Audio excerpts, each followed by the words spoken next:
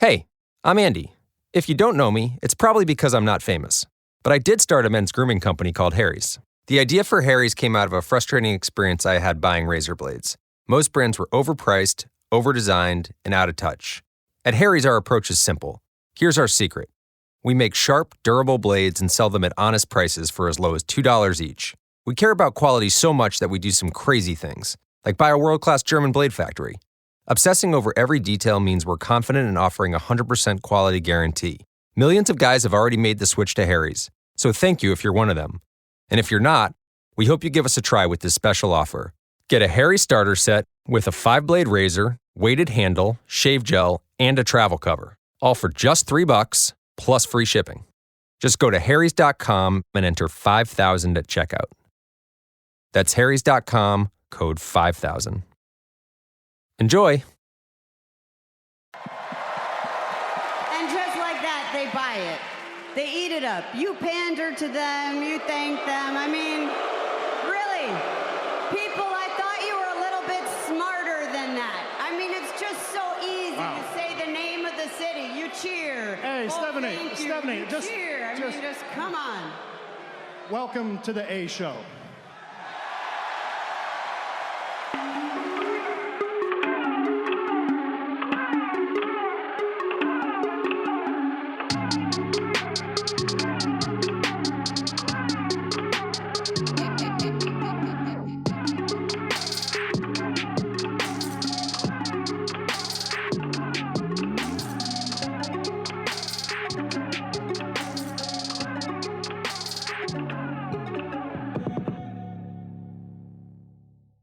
Hello, and welcome back to the A Show, episode 68, with the Kings of Pro Wrestling Podcast, myself, Justin, and Meelz. We're back again, Meelz. What's going on?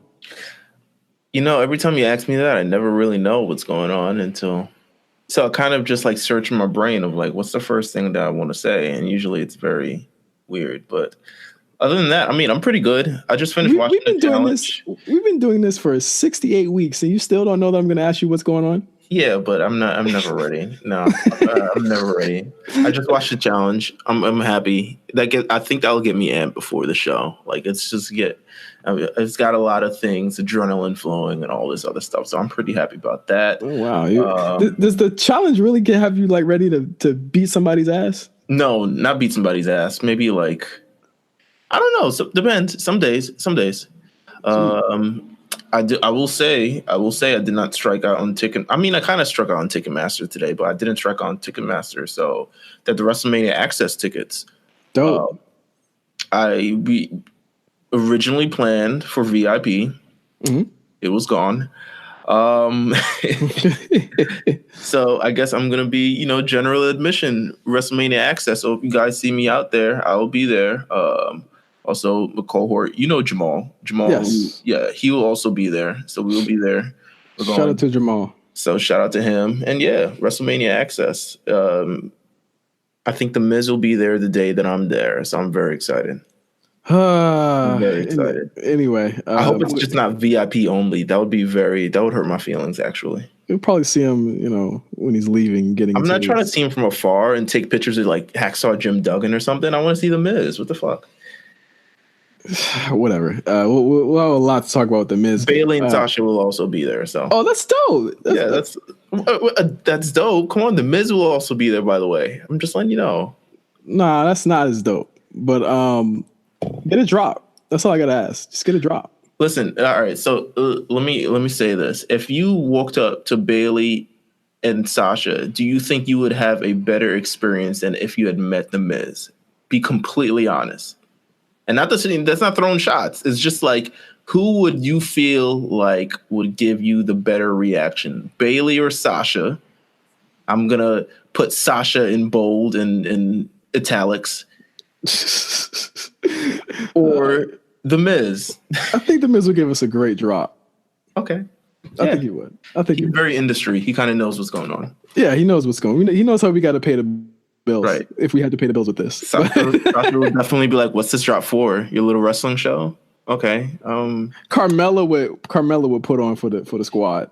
Oh, for real, easily. And listen, Carmella, fantastic. I mean, the career, her look, everything like that has just been incredible the last couple of weeks. So shout out to Carmella. Yeah, shout out to her. I love Carmella. You know, come around on it. She's one of my favorite acts. That has nothing to do with what we're talking about, but yes, WrestleMania Access is happening, and that is fucking awesome. We're knee deep into the beginning of the road to WrestleMania on the A Show this week, and we're gonna run down all the happenings. With our is this something that you just came up with this week? The AEW Watch, is this going to be a weekly thing? We came up with that last week. Oh shit, crazy! We did.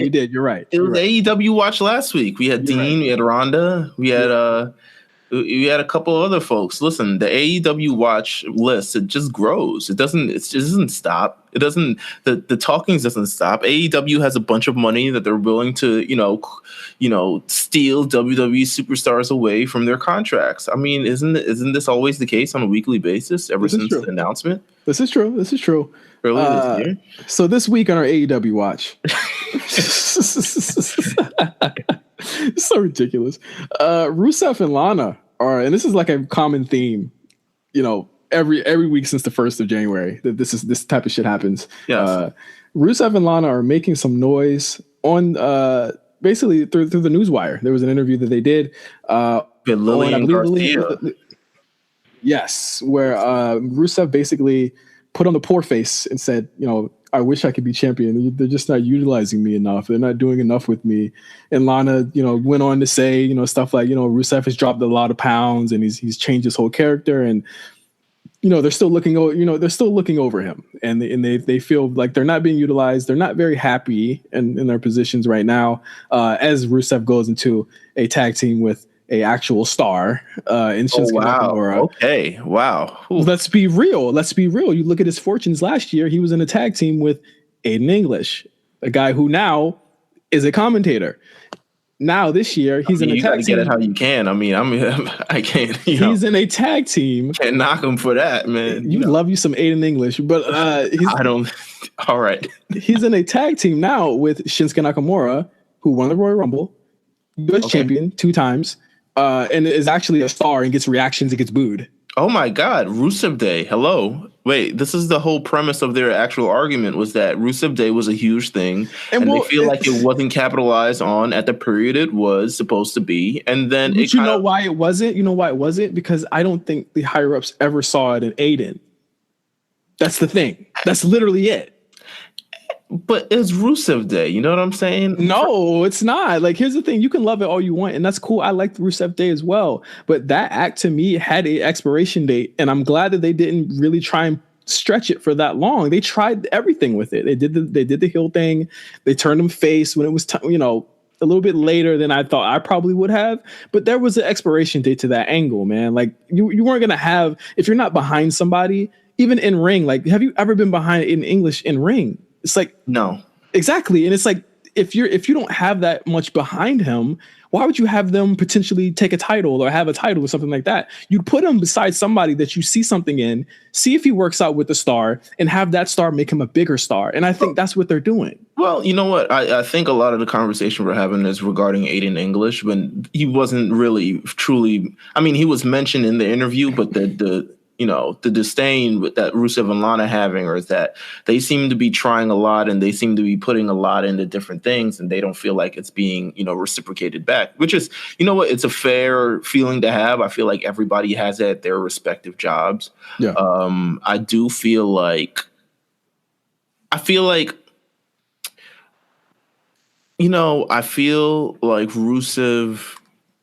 to be honest, just be completely honest, and I love Rusev. Rusev is probably in the place now that he probably should be. Mm-hmm. In terms of just taking it to the next level, I do think he can take it to the next level, and I do think that there is a possibility. At some point, I feel like in 2014, 2015, we all believed that, oh man, Rusev is a possibility to be even champion. He was undefeated.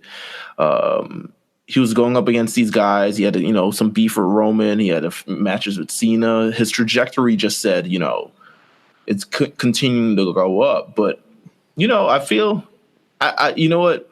I give him a lot of credit for doing the things that he's done to, try to continue to stay relevant in this business. But yeah, he's kind of, I get it.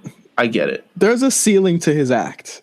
And as a face, he did cut a couple, the past couple months, he cut a couple really good promos, in my opinion. I thought they were good. They just weren't to me, Rusev's funny. He's funny. But if it was time for him to do a serious promo like he tried to do when him and Nakamura were going to have the U.S. title match before or after Christmas, it came off flat to me.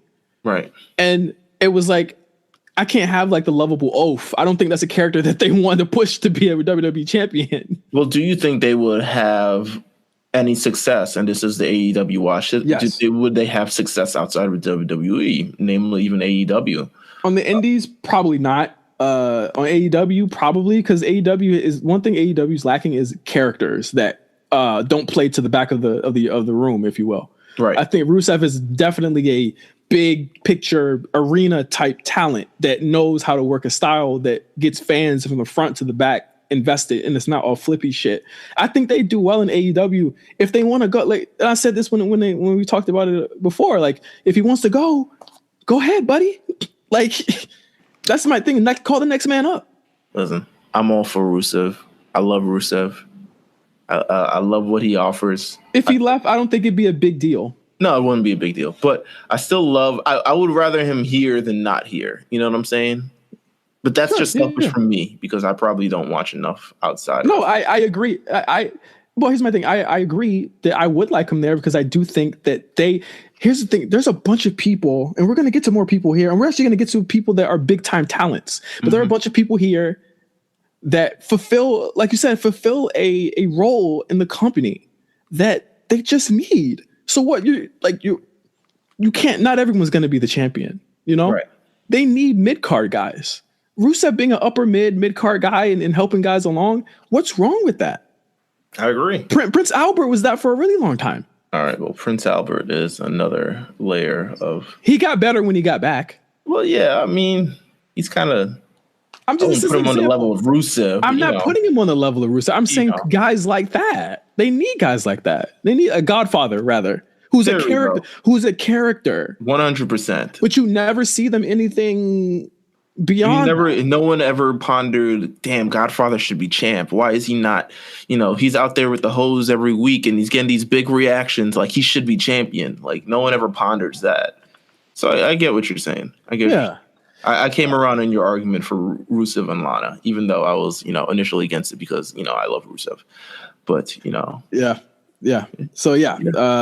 Next up on the AEW Watch, The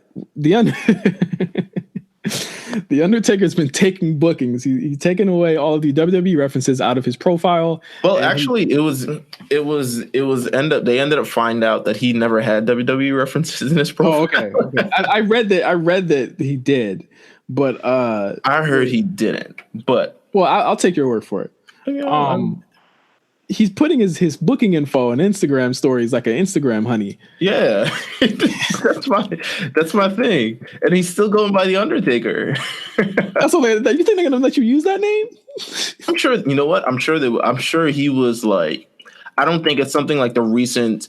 I think mostly after WCW went under, they started really trademarking guys' names, but I don't think they would trademark the Undertaker's name. Stone Cold is still Stone Cold. The Rock is still The Rock. Undertaker is still going to be Undertaker. But the fact that he's going around you said, an Instagram honey, the man is just, first of all, have you seen his Twitter? It's terrible. It's terrible. The man is terrible at tweeting, but you can officially book the Undertaker at getengagemedia.com. And what are we booking? What are we booking Taker for? Let's book him for the show. I guess, yeah, we can. You think? Let's book him for the show. So Taker, I thought about kneeling for the flag. He'll call me the N-word so quick. Are you serious? Well, do you think his WWE career is over? With this, he's taking bookings now. He doesn't seem to even be in the mix for WrestleMania this year. Good, great, awesome. See ya. Here's the thing. I'm all for people like him getting the fuck out of here. I'm not gonna cry for that. You can trot him out a couple of times. Undertaker's still a legacy act. If Undertaker pops up, he still means something. If he pops up at AEW, bruh, Oof. I will laugh. That's an act that with the smoke machine. Come on, that's an act that only plays well in the WWE. Oh yeah, easily. Him getting super kicked by the Young Bucks, career over, Hall of Fame. He's in my he's like maybe in my top 10, honestly. Oh yeah. He's top 20 after that. Maybe top 30 if I ever see some shit like that. That's just some shit where it's like, if you show up and Kenny Omega is fucking doing some anime bullshit around you, nah, buddy, you're top 30 at that point. Sorry, buddy, you're down. So if a little Joey Janela action with the Undertaker. Here's my thing: how much more money does this old motherfucker need? Because I know they pay. I'm saying I know they pay him every year. Oh, he's paid. He's well off. He's solidified. He's made. He's done. He's good. Like the last time I heard, like somewhere in the like early 2010s or like in the mid 2000s, he was investing in real estate. I have no idea what he's doing with that, but I'm assuming he's good. Okay. I'm assuming. I just don't think that this is one guy that I don't think is going to AEW because I'm pretty sure his loyalty to Vince is way larger than his loyalty to Cody fucking Rhodes. So I'll say that much. This is true. Or loyalty to the bank. Yeah. Vince will, I don't think that's even a problem. Ric Flair would join AEW if we weren't celebrating his birthday in apparently 3 weeks. Yeah, no, that's Angle too. We're gonna get to that. That's Angle. Okay. Randy Orton has been thrown into rumors of his willingness to speak to AEW.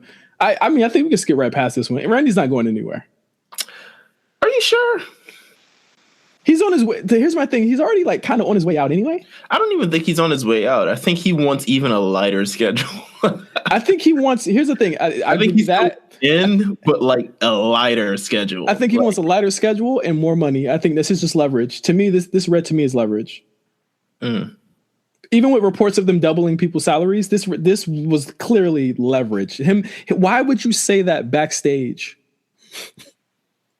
You know what we need in the wrestling business? An Adrian Wojnarowski, a Woj bomb, something it's like me. That. I'll do it. You do it? Yeah, I'll do it. We have the little discussions. Randy Orton has signed a 4-year, $360,000 deal. I'll do it. Literally. Listen, we need that. We need that in professional wrestling. We need the scoops. Randy Orton's is cap. His is cap. I'm not even entertaining that shit. That was the useless AEW news of the week. Running down this list again, we have. This is what I do want to speak about. The Usos have not re-signed their contracts. Their contracts are due in April, and they have not re-signed. There's a big concern that they will not re-sign, and I would assume that this is probably the beginning of the negotiation phase. If they've given them their offer, they probably looked at the offer and was like, we'll let them sit on it. The Usos could very well be leaving. Yeah, I could see it. And here's my thing. I'm worried about that. I am actually, because I don't think they're unhappy. I think they want to wrestle people like the Young Bucks before they're too old. Right. Because they're 33 years old. I mean, they've been on the WWE roster for the last decade, but they're still like 4, 5, 6 years younger than a lot of the top acts. Right. Like they're seasoned. At this point they've perfected what they actually do in the ring. They're arguably top 5 tag team of this era, like or maybe even overall. I mean, if we want to get into it, there's a bigger list that we can include the Usos on, but. I could see them just deciding, like, listen, we want to take our talents worldwide. Like, if seeing how much money that the Bucks, get, but a lot of the Bucks is like appeal. They have a lot of good marketing, and they have got a lot of good like merchandise and like the cool factor that goes to it. I don't know if that's the same with the Usos. I absolutely agree. I mean, they've been in this system forever. You know what I'm saying? Like they've known nothing but the WWE system, right? And this would hurt me. I'll say it right now. This would hurt me.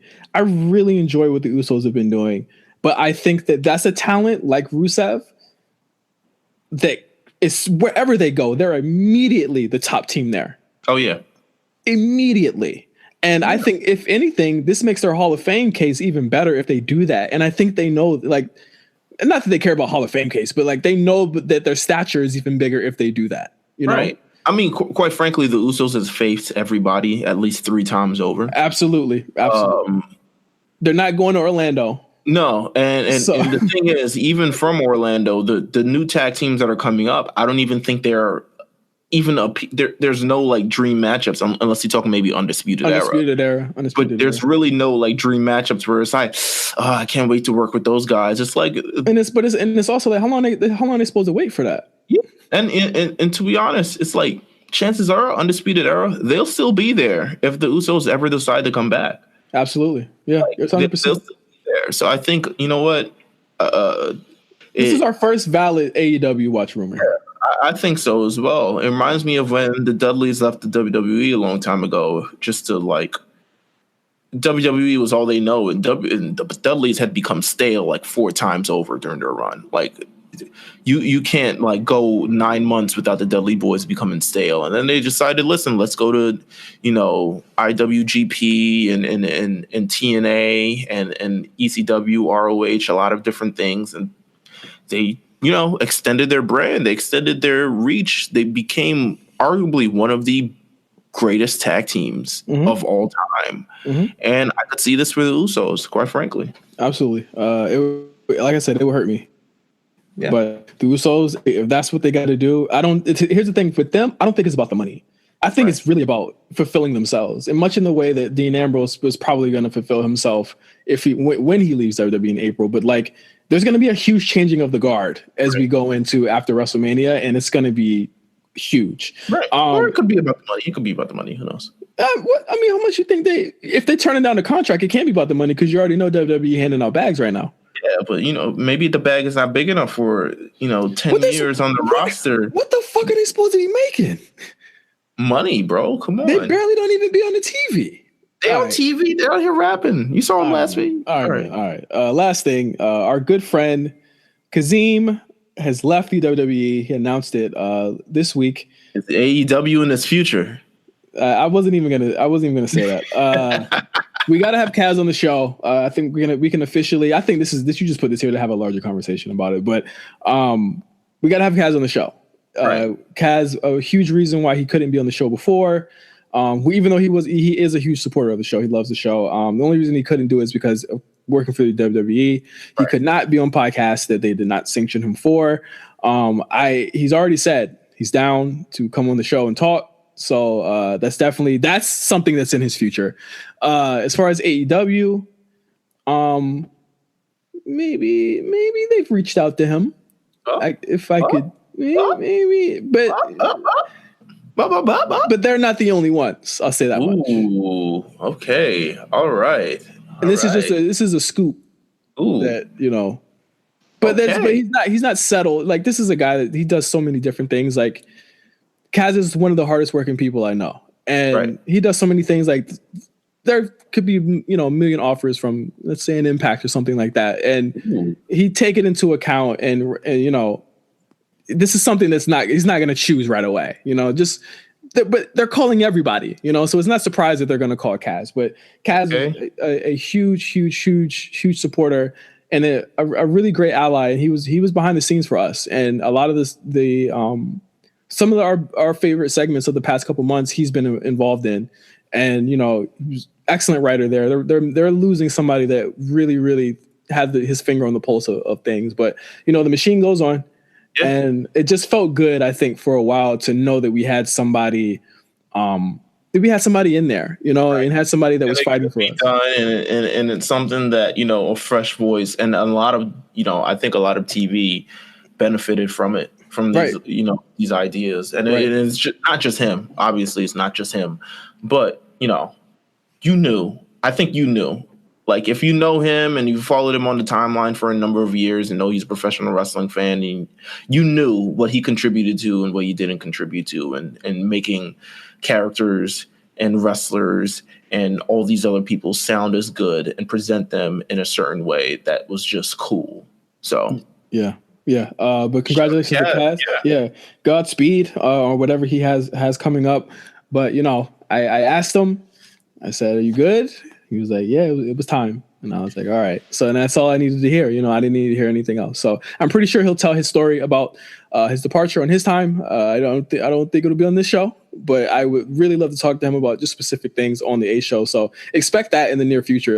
Kaz and the A show coming back together for the first time, actually. So yeah, back for the first time. Shout out to that. Let's run through No Holds Barred really, really quick and just get to the shows. Did you watch Halftime Heat on Sunday? Of course. What? Was I watching the other thing? No. What a great match that was. I went 4 and a quarter on it. What a great presentation just in general. I mean, we wondered who, how would they put this down? Would this be taped before? Would it end up live? I think it was relatively live, if not maybe even taped, but it was on that same day. WWE held an open, Super Bowl watch party for fans, to come into the PC and watch the Super Bowl. And at halftime, they set up the show. And just the presentation of it all and just the superstars that are involved, you really have a roster on NXT. And that's kind of what they really showed us. It's just like, this is a snapshot of this era in NXT. And quite frankly, it rivals the initial era of NXT, with the Sami Zayn, Adrian Neville, Finn Balor, Hideo Itami, Kevin Owens, Tyler Breeze, a lot of different things where they had a lot of different characters who contributed a lot to the show. To me, this Halftime Heat was really a snapshot of the future of the WWE and also a snapshot of just how great NXT has become over the last year and a half. Yeah, you take away the storylines, that we aren't super huge fans of right now. It's just talent. You look at those 6 guys, and this is just the nucleus of the male talent here. Like just not even touching the female yet.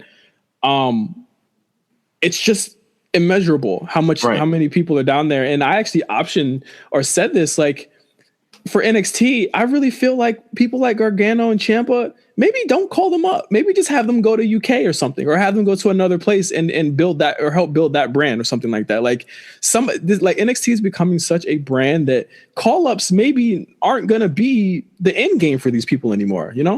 Right. I think, Fox Sports Deal coming up, a lot of different things. I think NXT just being its own brand and establishing its own top tier talent. I mean, those guys could, if they chose to really just stay there and just run NXT, they could. Now, I do think all of them have main roster dreams, obviously. Like, Velveteen Dream can't stop saying, Vince, look at me. But it's, Halftime Heat was just a great presentation. It was a fantastic match. It got everyone out their seats. It delivered in so many different ways with different callbacks to different things and just presenting these 6 superstars in just an incredible, way. I loved all the NXT guys in the crowd supporting their peoples. Yeah, I love it. It just feels like a community and a family there. Like, Lord knows how long that'll last, as it kind of looks like they're really pushing these guys to become the third brand there. Yeah. But I really, really love the fact that it just feels like a real family there. And we all support each other. Yeah. I mean, Halftime Heat. It's on. The full match is on WWE's YouTube channel right now. So if you want to go check it out in all of its glory. Shout out to Velveteen Dream. Shout out to Ricochet. Shout out to Aleister Black. Shout out to Adam Cole and Johnny Gargano and Tommaso Ciampa. You guys really killed it in that match. And I know they killed it, but just gotta say. I mean, have you heard the promo, the Aleister cut? I was like, this is one of the best promos of the year already. It's a moment. That's what I'll say. It was part of a moment. It's a shame that it's on .com, but when I look back and you probably, see like career retrospectives, I think this will be part of it. Like, because NXT, they're really living in a major moment right now. Next up on the slate, Sasha Banks is not fully cleared to wrestle. According to Wrestling Observer newsletter, she was physical on Raw, but they have not cleared her as of yet, and she has not been physical since her match with Ronda Rousey. And my thing is this: I think I've even brought this up before. How come whenever she has a big match, she don't ever be on, like, you remember her matches with Charlotte when she would lose? Yeah. She would disappear for 30 days and be back. Yeah. Is it? Do you think this is it's because of her style, like, or do you think this is like something like way like bigger that's going on with her when she has these big matches? I think I think a lot of it's because of her style. She really goes balls to the wall. I think it's a recurring injury for me. That's what I think, because it's something that, I mean, it's got to be her back. It's got to be her back or something. Yeah, it's something recurring because it's something where she's having these major matches and she's having to be out. Like, I remember even, she was banged up after her match with Bayley in Brooklyn, and she had limited time in a SummerSlam match the day after. And then the next year it was, against Charlotte, and she was banged up a little bit after that and all this other stuff. To me, her style is just very reckless, and her body, it's not built for that type of damage that she does to it. A lot of athletes tend to bulk up. I know that, Bayley, for instance, Bayley's someone who does CrossFit, and she's a little bit bulkier, so she doesn't sustain as many injuries as Sasha does. But Sasha's body isn't meant to go through, all these suicide dives and these top rope, drivers and all these other type of things. Like, it's going to break down sooner than later. She really needs to, at least at this point of her career, and I know she's trying to prove a point, and I think that's really what it is. I think a lot of this, as much as it's a physical, toll on her body, a lot of where everything comes from is very mental for her, because she genuinely wants to prove that she's the best, and she genuinely believes that she's the best, and she wants to put on these incredible matches. But at some point, you need to be able to preserve your body, and superstars, WWE guys tend to make that turn where they're just like, for longevity wise, if I still want to be making money when I'm 38, I need to, do smarter things in the ring. Even Daniel Bryan, for instance. Daniel Bryan isn't as crazy as he was before. It would be wild if he was as crazy as he was before, but he just isn't. And a lot of that's because he's a heel, and that allows him to not do like topes and shit like that anymore. Yeah. So he doesn't have to. But Sasha, just really concerns me that like every single like big match she has, she is literally like, and she's in the elimination chamber, and that's what I'm saying, and that's what I was gonna say. Like the tag team championships, they're gonna have to defend that probably on both shows. Yeah, big matches against the Iconics, so I'm pretty sure she'll be fine the day after. But it should be, I don't know. I get concerned about her. I'm also don't think people should be concerned about Seth Rollins, who wasn't on the show on Monday, and he hasn't been cleared to wrestle either. They're both having some nagging injuries. They've taken Seth completely off. I think that's a good idea, because you need to preserve him, because I'm pretty sure Brock's going to be whooping his ass pretty much all the way up to April. What do you think? Yeah, I agree. I mean, those 6F5s, they ain't look pretty. I'll be honest with that. No, they look like they hurt, dog. Yeah, so it's a good idea to keep him off the show. I'm not mad at it. I think Raw, lacked Seth Rollins. I'll say that. Yeah, I agree. But yeah, I mean, I'm not mad at it. I think, especially during WrestleMania season, remember that one year where everyone was just getting injured right before Mania? And even Seth himself, he came back from injury and almost lost it once again before his big match against Triple H. Like, it was crazy. Like, they need to be able to preserve these guys, and I think we're going to see the schedule for these sort of top tier, matches get a little bit lighter as we go on. I just really hope Sasha's okay. I'll say that much. I hope so too. It's supposed to be her year. I will say that much. It's supposed to be her year. Next up on the slate, what do we have here? All right. So SmackDown Live is, and I hit you up immediately after this news came out. I mean, we always knew. I think we had this discussion on the show, but today it was crystallized and real that we would have to have this conversation like immediately. But SmackDown Live on Fridays is going to be live, but apparently it's going to be a short-term deal. Not sure really the length or what that's supposed to mean, because I think that if it's a ratings hit, Meelz, I think they're going to keep it live. And if it kind of goes down to like the 2.0, 2.1 type stuff that they usually do, they're probably going to have it taped again.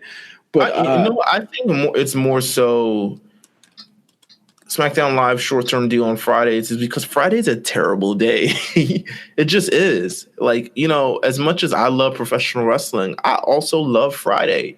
So it's a little bit hard to be able to balance both. And as SmackDown Live could be as live as it could be on Fridays, and I'm sure a lot of things will be flowing on my timeline, and I'll be wishing that I'm home. But SmackDown Live on Fridays, it just can't stick. I think the short-term deal is that they're going to try to find another day for it, which they should, but probably with, you know, Fox's current lineup and everything like that, they can't make that, you know, switch as soon as they'd like, especially with live sports and stuff like that. They're trying to figure out all the schedules. Something worst thing that, you know, would happen is they acquire another live sport and we get preempted SmackDown or something like that. Like, I think that's the last thing they want. So I think they kept it safe on Friday, but I do think they need to move that from Friday. Like, even for our podcasting schedule, it just doesn't work out. Like, yeah. I hit you up immediately after this and I said, bro, what are we going to do? And I said, like, what if we have 2 shows a week? And you were like, I'm not giving these motherfuckers 2 days of my I said, I wish you could see my face right now. That's specifically what I said. Well, I mean, it was an idea, but I think we came up with a good day. I don't think we're going to announce it yet, but I think we came up with a good day to do the A show. You know, at that moment, at that time. Yes, for sure. Yes. So, you know, stick with us through the rest of the year, and you will also find out what we do with the A show when SmackDown goes live on Fridays, and people just aren't watching as much. Yeah, and lastly, on No Holds Barred, I mean, in news that we always knew and we knew was coming, so no one should be upset or be surprised. There we go. WWE, different. Surprise, yeah. No, don't be surprised. WWE is going back to Saudi Arabia. Oh my God, it's happening. May 3rd. May 3rd, they are back. I mean, not much information given here. I'm not sure if it's going to be a redo of or a sequel to the Greatest Royal Rumble. We just know they're going back. So, hey, you know, get your petitions ready. I don't think I'll be watching that show. I don't think Meelz will be watching that show either. So I think they're going to, you know what, judging by the date of the show, it's a little bit further back than the other show. It might replace Backlash. I'm not sure. I'm saying that squarely because it's the same date as what Backlash was last year. I'm looking at the schedule right now. Yeah. I'm looking at the schedule right now. Only things they have, and this is as of 2 months ago, the only thing they have penciled in right now is WrestleMania on the 7th in August, SummerSlam 2019. Yeah. So I think it has a potential to even replace Backlash in terms of just like that show, because them having 2 shows 6 days apart was stupid. Whoa, actually, how crazy is it that they've announced literally nothing about anything past WrestleMania all the way up to SummerSlam right now? Yeah, there's nothing announced, so we don't even really know what's going on. But I will say that I love that whatever's happening in Saudi Arabia is not happening the same week of WrestleMania like it happened last year. Yeah, it was kind of a lot. Or not the same week, but the same month. Same month. It happened the same month. It happened like 6 days before Backlash. It was just a lot. The Greatest Royal Rumble was April 27th. Backlash was May 6th. Yeah. And it was just like, it was a clusterfuck. Yeah, it really was. I mean, they could have swapped the shows and now Backlash will maybe be in April. Who knows? Which would honestly probably be the smarter idea. So who knows? But, you know, WWE's going back to Saudi Arabia in May. Who knows what we'll get? Seth Rollins defending the Universal Championship in Saudi Arabia against Brock Lesnar. Again, he's going to win. If the Saudis want Brock. They love Brock, dog. They love Brock. Listen. Saudis pay for Brock, man. So let's run into Raw and SmackDown. Raw and SmackDown this week, very Becky Lynch heavy shows. I don't think there's any question when I watch these 2 shows. I don't think there's any question what's closing the show. Mania? No way. Yeah, I don't think there's a single question in my mind what's going to close that show. Becky Lynch though on Raw started off, comes out to the show, opens the show, has a standoff with Stephanie McMahon, who I guess we're running with the the doctor angle where Becky Lynch now won't go to the doctor because she does not. The doctor, Becky, come on. Because she doesn't trust what the doctor said because they properly diagnosed her 4 months ago. I'm lost. I'm lost. Here's my thing. I'll say this right now. Love Becky. Love the character. I do not like the storyline at all. I'm not a fan. It doesn't make sense. It makes no sense from the standpoint of, all right, so story-wise, it makes sense. And here's my thing. People are like, well, there's 9 months till the show, or 9 weeks till the show. That's not my issue with it. My issue with it is like her not the McMahon doctors didn't or whatever she thinks they are. They didn't misdiagnose her. It's putting a weakness on her that I don't feel like should be there. Like I feel like it just doesn't make sense that she just wouldn't do it. To me, that's what it doesn't make sense as an athlete. You wouldn't go see a doctor in terms of how to recover from an injury. That doesn't. It's also not good. It's also, to me, not good to like tell kids don't go to the fucking doctor, kid. No, and I know I'll be honest with you. Haven't gone to the doctor in like 4 years. You're tripping. I'm wilding. You're really tripping. Wilding. I go to the doctor every year. I went to the dentist. I go to the dentist a lot, as you already know. Oh yeah, of course. But yes, doctor, haven't gone in 4 years. I understand Becky, where she's coming from. Maybe she what's that doctor you were talking about on the timeline? What do you mean? What doctor? The doctor, the what's his hot dog guy? Oh, Yada. Yeah. She's on her Yada shit. She's on her holistic medicine shit. Listen. Here's my thing. Like, as a storyline to push this forward for 9 weeks, it's like I feel like people are very short-sighted in saying, "Oh, there's 9 weeks to the show." I'm like, "Duh, you idiot!" Like, you can't have her like beat everybody all the way up to that. You gotta have her actually have some anti-establishment stuff and possibly turn Ronda heel in the interim. With that happening, but it's the beginning of the storyline. But I will say right now, it honestly did annoy me even when it got to SmackDown. It annoyed me because it didn't make, to me, Becky look badass. It made her look very like just indignant and pretentious and not really somebody that I would root for. Like, I found myself rooting for Stephanie and Triple H. So to me, it's the fact that, and I liked what they did on SmackDown, and I think we can just tie both of these Becky segments together at this point because it was kind of a similar thing.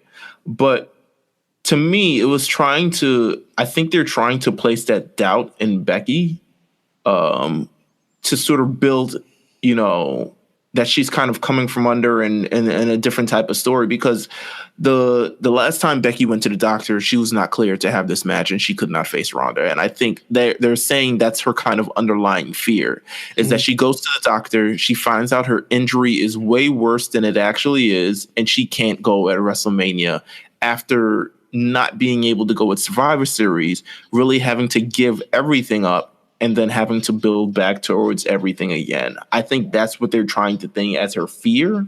And I think Triple H's promo kind of leaned in a lot more towards that than the Stephanie promo on Monday, because, Triple H went all first on that one, man. He heated her ass up. I don't care. Yeah. Like the slap, to me, Triple H did a great job. I will say that much. He did a great job in selling the slap and just really selling her character.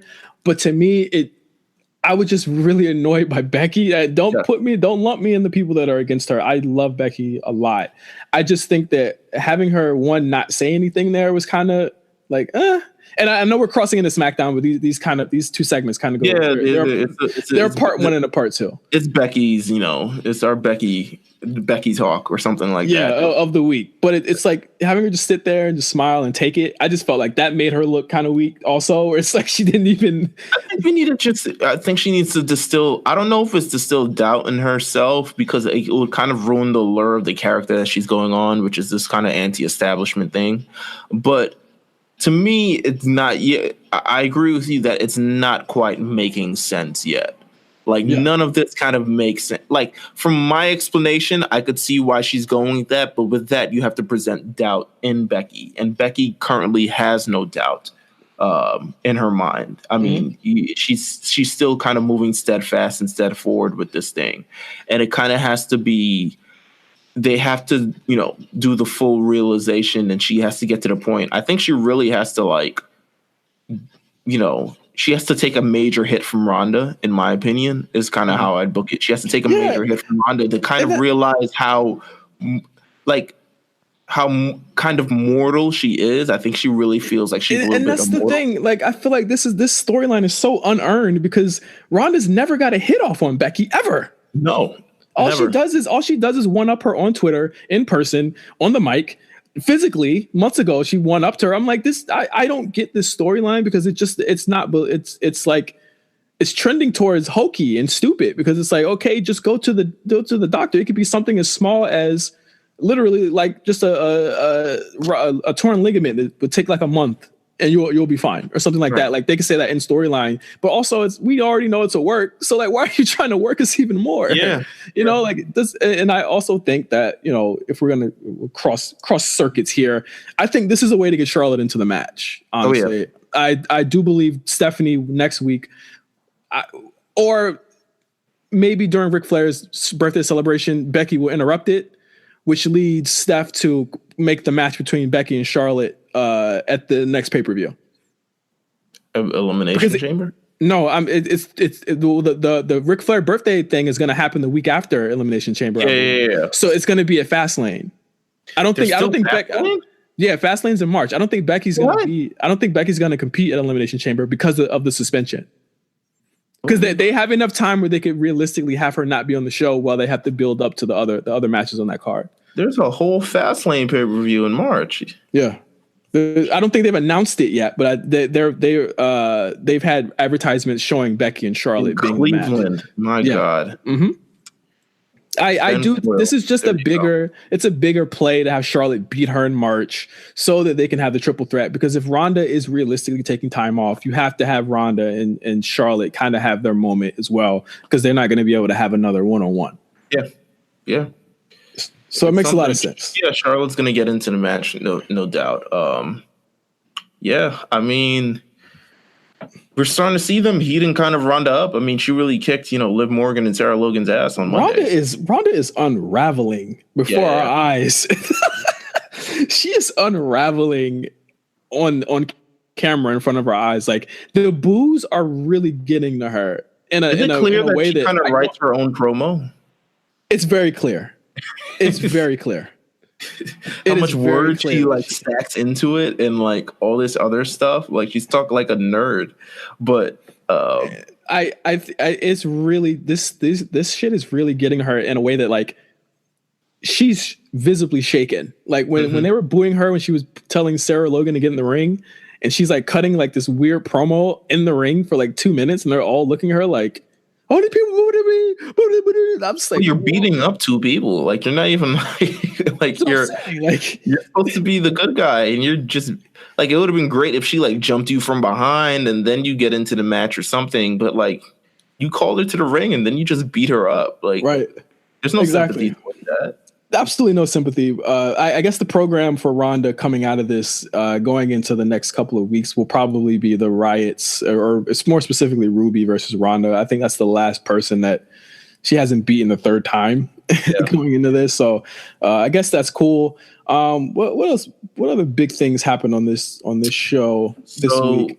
Kurt Angle was trying to retire, and they wouldn't let him. Yeah, they just won't let him. They just won't let him. Kurt Angle came out. It looked like he was trying to retire. He was like, "Listen, I got beat by Baron last week. I got beat by Drew, a couple months ago. Maybe it's time for me to hang it up." And then both Baron and Drew was like, "No, you're not gonna hang it up. We still gotta beat you a little bit more." And that presented a tag team match that was just. It's something I felt like should have happened maybe like 2 months ago. It was there. It was there. I think it closed Raw. I didn't even really watch. I didn't watch it. I didn't really watch it, but I think it closed Raw. I don't remember who won. I'll be honest with you. But I don't care who won. The big Braun Strowman was in the match, and remember when Braun Strowman was the one? Yeah, and Drew McIntyre was the one, and now they're trending towards the Andre the Giant Battle Royal. It seems like at this point. Oh yeah, easily at this point. Have fun with that. I'm cool with it because I was one of the first people saying Braun won it. Yeah. We had the debut of EC3 in the ring on Monday night. And I enjoyed this. Is probably my favorite segment of Raw because I couldn't get behind the Becky stuff. It started off with a moment of bliss. Oh yeah. She apparently has the hots for EC3. Are you liking this new kind of tweener, Alexa? I think there's potential with it. Okay. I think if they keep her the same way she is and just let people cheer her by maybe putting her against Nia, but I think if they keep her as like this kind of jerky cheerleader princess type of deal, and they just let people cheer her against like Nia Jax, who's wearing like got to be the worst pants I've ever seen in my life. Fashion Meelz. Oh, the Fashion Nova was not hitting, Nia. Oh come my on. God. But I'm with it. It's a nice change of pace. I'm kind of over the old Alexa, so let's try something new. People are very upset that she is not in the Elimination Chamber, and I'm like, what's wrong with cycling her out of the title picture? Like, she was in the title picture for 18 months straight. Yeah, I'm cool with it. Let her take a break. Let her do something fun. Let her have different. And now that Ember's gone and stuff like that, they need a face that could take that place and take the brunt of that. Like, let it happen. I'm cool with it. Let it happen. But she has the hots for EC3 a little bit until Nia Jax came out and it was like, what are you guys doing here in this segment? I'm completely unrealistic and unconvincing in my role as annoying person here. And then Dean comes out. Cheers. Yeah, I mean, you can expect that. Dean's gonna get cheered. Dean is on his Job World Tour. That guy. He is on. When you got like, you give your 2-week notice, and you're just like, now you're hovering around coworkers' desk and talking to them, and like your lunch is a little bit extra long because it's like whatever. I'm leaving. Who cares? Like that's how Dean Ambrose is kind of rolling around. He's like, listen, I got a couple months left. I'm gonna make the best out of it. And he kind of got the best on the mic of EC3, which is not really good for a debut because he kind of joked his name. The EC1 EC2 thing. It's like he got his soul right there. It's kind of like he's supposed to be this cool guy from NXT, and now he's kind of a punching dork. But EC3 defeats Dean Ambrose on Monday Night Raw with the unkick-outable jackknife pin. Listen, great, awesome, time tested. I'm pretty sure they're building to something with him not talking, something huge, big. I'm gonna wait. I'm gonna wait and see. Maybe they hate the way he talks. Obviously, they see him as eye candy. I think that might be what it is. Okay, all right, I could see that. I mean, he looks like a damn model out there, and I think that's what they see him as, and I think that they think he can get over without actually talking. He seemed to be kind of popular on Raw on Monday, so there wasn't complete crickets when he was out there. So I mean, I'd say that's a win. But I think it was just because people were just like, "Oh, he's finally here! Wow, this is a thing." Okay. Well, he beat a former WWE champion, so that's dope for him.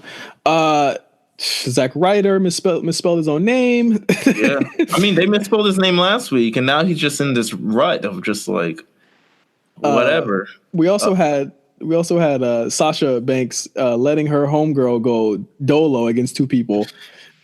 That's the best that Bayley's looked in months. The best. It's by far the best. She really nailed that entire match down herself against the Alicia Fox and what's her Nikki Cross. A team never previously thought would be something I would kind of want to see, but I'm not mad at it. I think I might be alone on that one, and I'm okay with that. They are keeping her off. Remember, I said I thought she should be on Raw. Yeah. But boy, oh boy, they don't know what they're doing with these people, man. They are keeping. No, I'm saying with Nikki, they're keeping her the fuck off of SmackDown, no matter what. Oh yeah, she seems to have chosen Raw. It seems to me. Listen, as long as just don't put Lacey Evans on my SmackDown. I'll be honest. After her little stunt today. Yeah, fuck that. The blackface. Yeah, blackface shit. I could go without Lacey Evans forever. we got our first look in the ring Monday night. Lio Rush, Finn Balor. I thought it was a really fun match. I think Finn is a really, really fucking good babyface. Yeah. And I think when they've given him a chance to be this babyface that has to overcome, it's succeeded. And I think he's somehow way more popular for it. I really love them. I really love that they let Lio Rush wrestle. Okay. Yeah. Like, I've been asking for this for months. We saw what he could do, and I think he left an impression.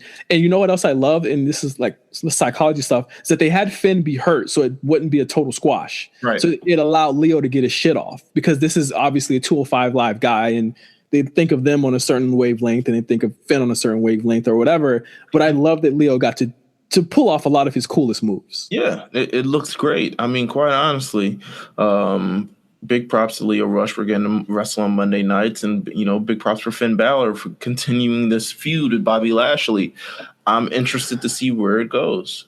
It's got to be Finn getting his first belt. Got to be. Got to be. At Elimination Chamber, no less. Not his first belt, his first Intercontinental title. His first Intercontinental title. Yeah, you're right. His first title in a long time. Yes, 100%. And then, of course, we had Jeff Jarrett.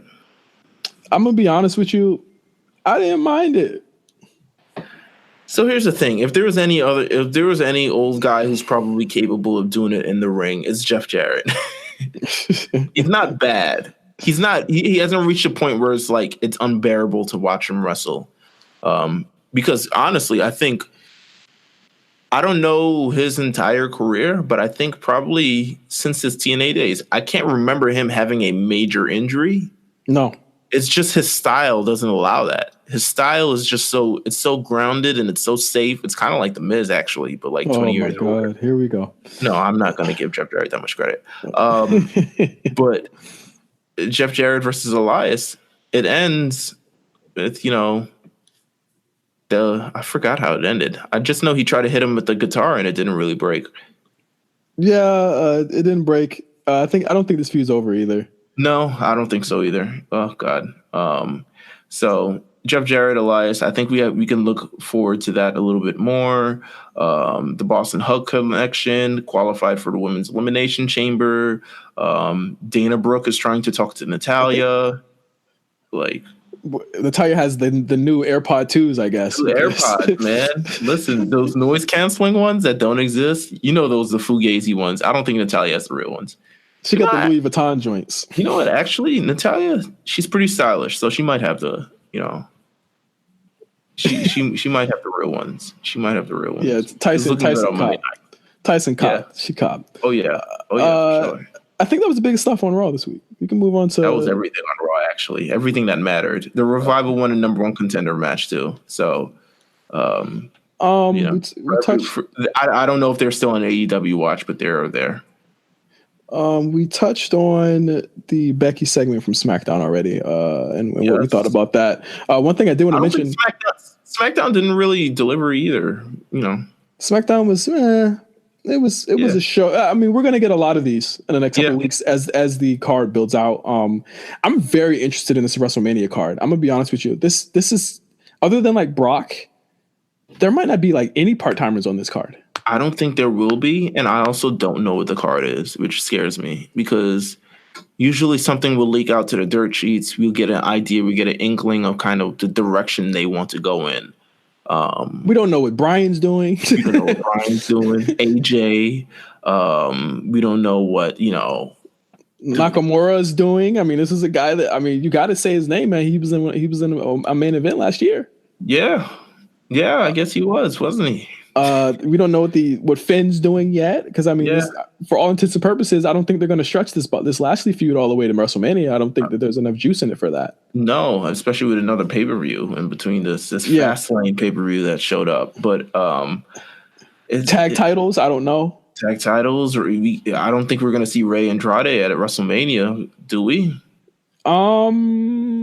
Really interesting segment with him tonight. I mean, he just had a segment tonight. They've been the cornerstone of the actual in-ring stuff for the past couple of weeks on SmackDown, and they were nowhere to be found this week. But again, if they're not in the chamber, then leave him off, which is cool. Which I mean, I really feel like, and I think you would agree with me here. Like he beat Rey Mysterio twice. Shouldn't he be in line for a title shot of some sort? Right? Something, at least something. I mean, who knows? We might get R-Truth is off also Tuesday night, so we can see where all this goes. How did you feel about?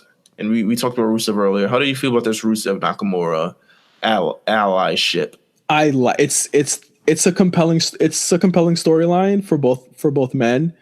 I like it because it's kind of organic. It is very organic. I was just about to say that, like, even having Lana be the mouthpiece for both of them and having both, because remember, it could mix a lot of different things. Remember when Rusev didn't speak English? Yes. And then Nakamura didn't speak English when he first turned heel? They could run that gimmick and have Lana be the one that says what they're saying.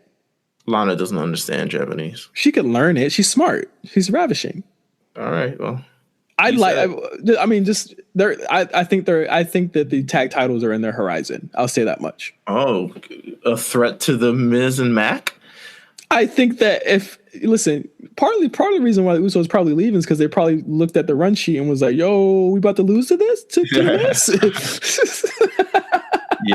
Yeah, maybe, yeah. It's a damn shame, but that's how business goes. Wow. But yeah, I like their match with the Good Brothers. I think there's a lot of juice behind this team. I want to see what else happens. I also liked Mustafa and Randy.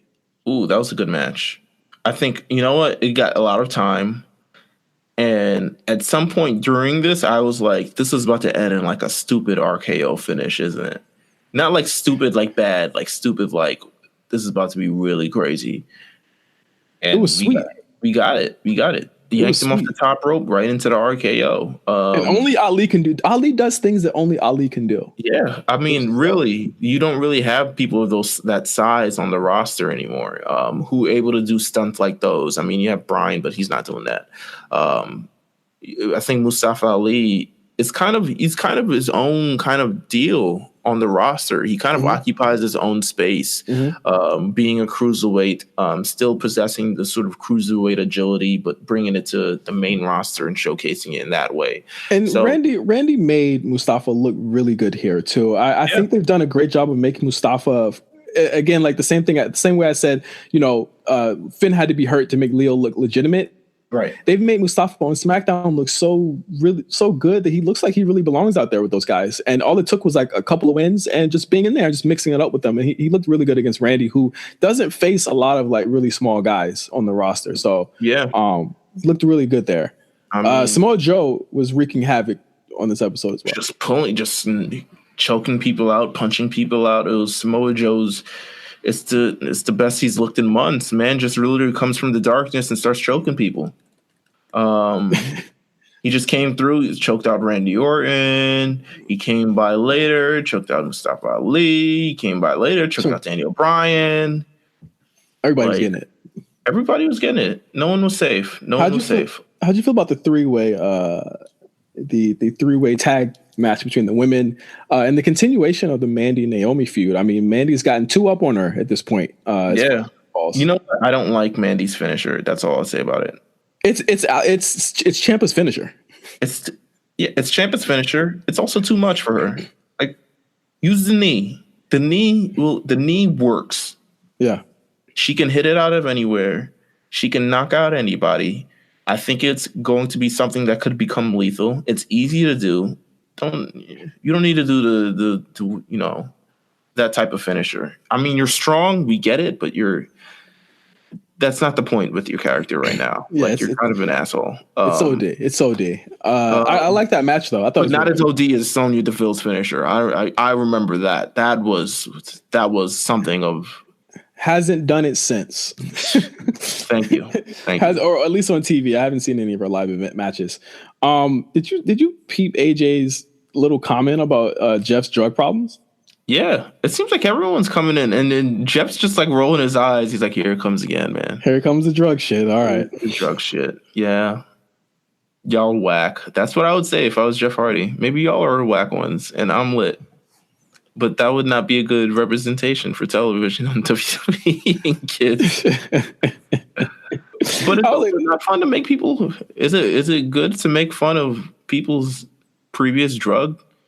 No, it's not good. I feel like it's becoming a little bit too much of a. It's becoming one of those things. It's kind of like now you're leaning too much on it, and it's becoming Jeff Hardy's persona when Jeff Hardy has done so much more, and he is so much more than that. He's a charismatic enigma. It's an easy shot.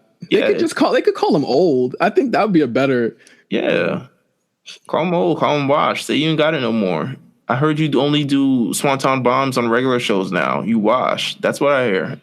Just do something like that. I don't know. They remembered Asuka existed this week, so that's cool. I think they've gone back to making her a attraction, which I agree with, but we haven't seen her since she won the belt, and that's concerning.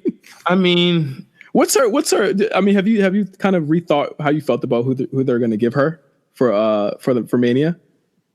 No, I really think it's going to be Mandy. I have no idea. I really think it's going to be Mandy. I really couldn't tell you. I mean, here's my pie in the sky idea. Call up Kyrie and have that match. That'd be a great match. I mean, in a very women sent. Like, here's my thing. I think all the women matches on WrestleMania this year are going to be like the best matches. That's my prediction. That's my hot take. But you know what? Who's ready for Asuka, really? That's what I'm kind of on SmackDown. Nobody. You'd have to call somebody up, or bring somebody over, or you would have to do some sort of like invitational kind of fatal 4-way, maybe fatal 6-way type of deal. I don't know. I don't think that they can have another pay-per-view go on without Asuka being on it. I'll say that much. I mean, she was on Royal Rumble, so she's doing her job. It's just, I don't know if she'll be on Elimination Chamber. It doesn't look that way. It doesn't look like she will be. But, how long are they expecting these matches to go? There's 2 advertised. These matches usually go around 30 to 35 minutes, 40 minutes. Nah, it's at least 25 minutes. I'll tell you that, or at least 20 minutes. No, at least 25. It's at least 25 minutes. So. And the final 2 or final teams, whatever, will have the longest match. There's nothing really. Like, how are we going to do a prediction show? Like, we literally have no matches. I don't know what we're gonna predict. Well, I'm sure they'll announce some stuff over the week, and that we can look forward to. Who knows, right? I am very interested in seeing what does Asuka go to the pre-show? Well, no, they do have matches announced other than the what we know is the Elimination Chambers. We have Miz and Shane McMahon versus the Usos, and we have Buddy Murphy. We have Buddy Murphy and Akira Tozawa. Yeah, there we go, Akira Tozawa back in the mix. So yeah, that's pretty much all we got right now. Yeah. But that was SmackDown, no? Yeah. That was SmackDown. I mean, we had the Jeff Hardy Daniel Bryan match, which I thought was just a TV match to me. Yeah, it was just a TV match. But yeah, that was it for the week. We had a bigger AEW watch than we had anything happen on any other shows this week. Listen, also on NXT, I want to give a little NXT action. Just a little. I haven't seen it. Eric Bugenhagen. You dig him? You dig him? I dig it. I respect it. He came back. I mean, they have a clip that's just exclusive to the internet. He looks like a fan favorite. He looks to be in the vein of an Adam Rose, and these are completely full sell acts. He will have a couple of good TV matches, and they will call him up, and he will be where No Way Jose. Yeah, that's what I see. A No Way Jose. Yeah, I heard that Matt Riddle got off this episode, so I can't wait to watch. I can't wait. I didn't get to watch the full thing. I was up to the Eric Bugenhagen thing.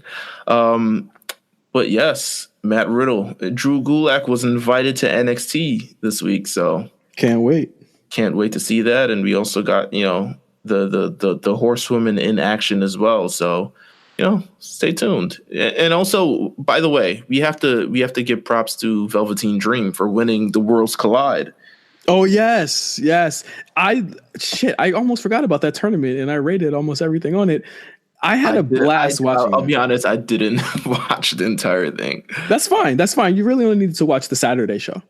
Okay. The Saturday show is really, really good with about it.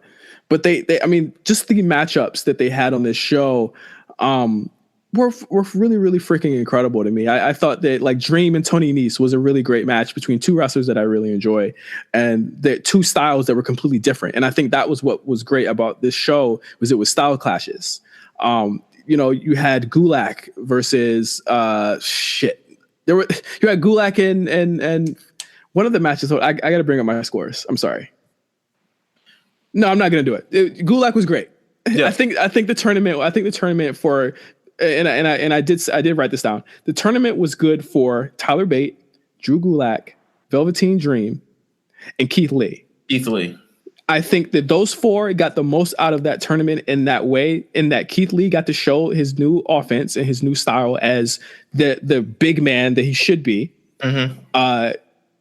Tyler Bate was given a lot of juice this time to, he's basically been a non-factor in my opinion. And right. for about a year. Since losing the belt. I mean, he's had great tag team matches, but in terms of single wise, since losing the UK championship, he's been a non-factor. Right. Gulak was allowed to really go off and go into like his Evolve style and really like pop off. I really thought that was it was a good showing for him. And I said Velveteen, right? It was the fourth one. Yes. Velveteen looked like a star every time he walked out, and he also worked with different styles as well.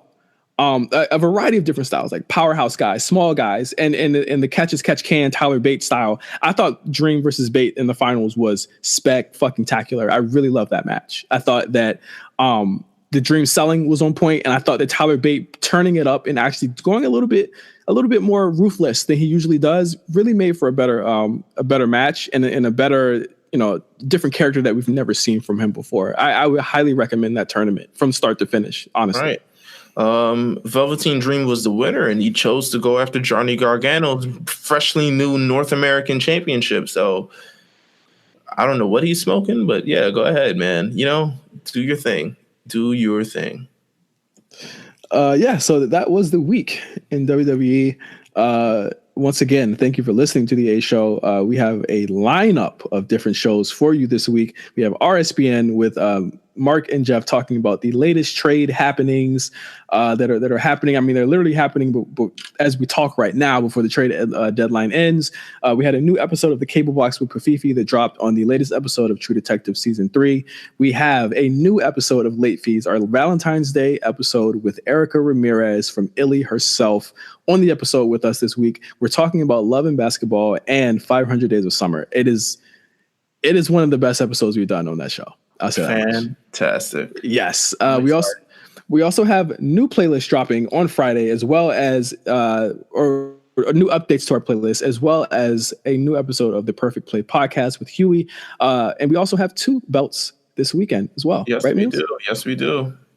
2 belts is coming this weekend. 3 more episodes left after this. So the countdown. Yeah, it's going to be a very interesting episode this week. I think everyone will get a kick out of it. I think Carlos is very excited. I'm very excited. You'll see where this goes, and you'll be intrigued, I'm sure. Awesome. I can't wait to hear it. Let's see, what else do we got here? No 5 stars this week, but if you love us on iTunes, please continue to rate us. And if you want to get a shout out on the podcast this week, let's use the term. What term should we use this week? What term should we use this week? What have we talked about this week? What's a good term? Bad knee. Bad knee? Yes. Bad knee. Bad knee. You sure? Bad knee. Bad knee. What's wrong with bad knee? Bad knee. Bad knee. We talked at length about bad knee. Bad knee. Bad knee. Put that as your subject line. Leave us a review, 5-star review on iTunes, and we'll give you a shout out on the A Show. Yeah, talk about it. Bad knee. So turn that up. And once again, thank you to everyone that has listened to the A Show this week.